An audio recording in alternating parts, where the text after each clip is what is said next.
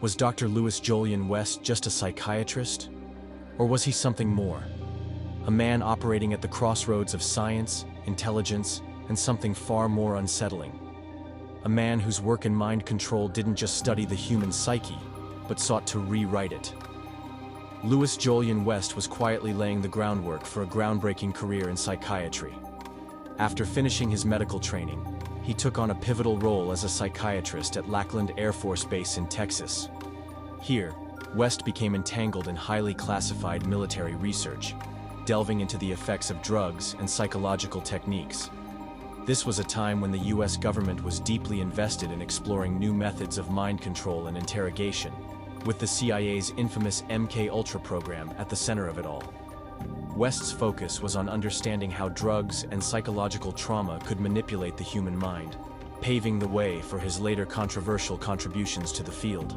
But as he explored the boundaries of the human psyche, a chilling case would thrust him into the center of an unsettling mystery. In the summer of 1954, the lifeless body of 3-year-old Chair Joe Horton was discovered in a gravel pit near Lackland Air Force Base. The man arrested, Jimmy Shaver, seemed eerily detached, his memory of the events erased.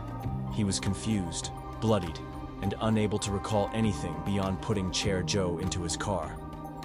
2 months later, Dr. West began examining Shaver under hypnosis, using truth serum to uncover supposed repressed memories. Under this influence, Shaver began remembering that he had killed Chair Joe. Yet West testified that Shaver had been mentally disturbed at the time.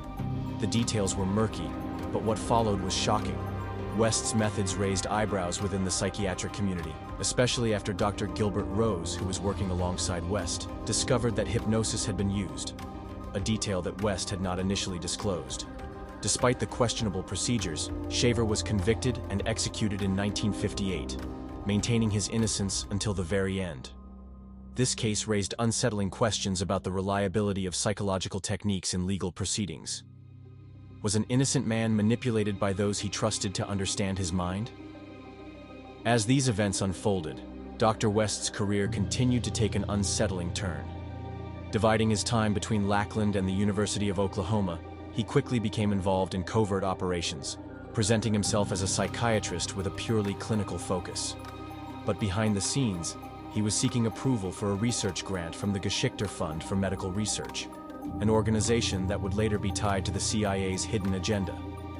Through this grant, West received $20,000, funding a notorious chapter in the history of mind control experiments, MK-Ultra Subproject 43. While West was refining the use of hypnosis and drugs in mind control research, he wasn't the first to explore the concept. Years before MK-Ultra even existed, Dr. George Estabrooks, a Harvard-educated psychologist and military consultant, had already laid the foundation for hypnotically controlled subjects, individuals programmed to follow commands without conscious awareness. During World War II, Estabrooks worked with US military intelligence, claiming that he successfully programmed soldiers and spies under deep hypnosis, splitting their personalities so they could carry out missions with no memory of their instructions. He wasn't theorizing. He claimed it was already being used in real operations. In his 1942 book, Hypnotism, Estabrooks made a chilling statement. It is possible to create an entire second personality under hypnosis, complete with its own memories and identity, which will carry out orders without question. The subject can then be made to forget the entire episode. He described how intelligence agencies could create hypnotized assassins, spies, and couriers, who could be activated through coded triggers, a phrase, a sound, or a symbol, while their primary personality remained unaware.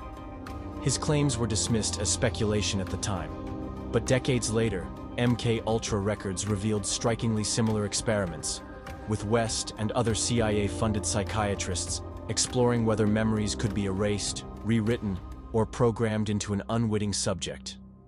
Had West taken Estabrooks' theories and pushed them further, refining the process with a combination of hypnosis, drugs, and psychological trauma? And if the CIA had already studied these methods, how many real-world tests had already been conducted?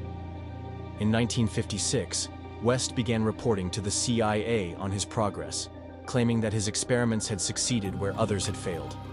In a groundbreaking paper titled the psychophysiological studies of hypnosis and suggestibility, he revealed his startling findings.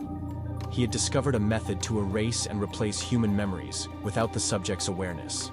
West explained that, through deep hypnosis and the use of special drugs, he could alter the memories of individuals, making them believe events never happened, and replace them with fabricated ones. It was a stunning breakthrough in the manipulation of the mind. Yet, when the CIA's MK-Ultra records were declassified in 1977, much of West's report had been redacted. Key passages about memory manipulation were missing, and bizarrely, the CIA's official report claimed that LSD was never used in their experiments, despite West's extensive work with the drug under CIA funding. If MK-Ultra had been such a failure, as the agency had claimed, why did West's research continue? The contradictions only deepened the mystery. By 1966, Dr. West had moved to San Francisco, where he embedded himself in the heart of the counterculture movement. Haight-Ashbury was a hotbed of youth rebellion, and LSD was at the center of it all. West had predicted the rise of LSD cults and the dangers of hypnosis, warning that vulnerable individuals could be drawn into groups led by people who exploited their minds. But he wasn't just observing from the sidelines, he was diving in. West set up a research project at the Haight-Ashbury Free Clinic, with funding from the CIA-linked Foundation's Fund for Research in Psychiatry. He placed 6 graduate students in the clinic, where they were instructed to blend in with the local counterculture. The students were tasked with observing runaways and drifters, offering them a space to experiment with drugs, while secretly watching and recording their behavior. However, something was off. The students soon became confused about their role. They weren't conducting scientific research or collecting data. Instead, the clinic felt more like a social experiment than a legitimate study. One student, a Stanford graduate, wrote in her diary, "What the hell is Jolly doing? Is he studying us or them?" She described how West himself wasn't acting like a scientist, dressing like a silly hippie, and even participating in the activities he was supposed to be observing. The lines between research and experimentation were beginning to blur in unsettling ways. At the same time, Charles Manson, fresh out of prison, had arrived in Haight-Ashbury, drawn to the chaotic, free-spirited world of LSD and counterculture. While there's no proven link between Manson and Dr. West, some researchers speculate that Manson may have encountered psychological techniques similar to those West was exploring. Whether Manson developed his methods independently or was influenced by these experiments is still a topic of debate. The coincidences between West's experiments and Manson's later actions are impossible to ignore. West had always been fascinated by the power of the mind to shape reality.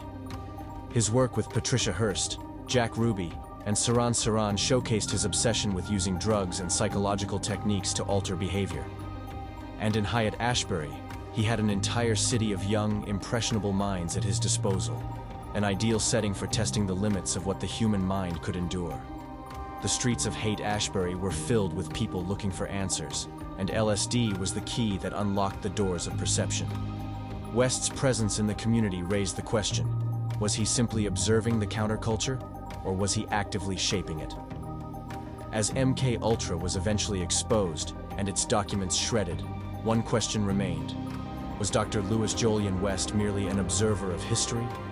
Or had he been one of its hidden architects, shaping the mind of a generation in ways we may never fully understand? Because West's work didn't exist in isolation. It was part of something bigger, a network of intelligence, psychology, and manipulation that didn't end when MK-Ultra was exposed. It evolved. It adapted. It found new names, new faces, new methods. The real question isn't whether these experiments happened. We know they did. The real question is whether they ever truly stopped. And perhaps most unsettling of all, if they didn't, would we even know?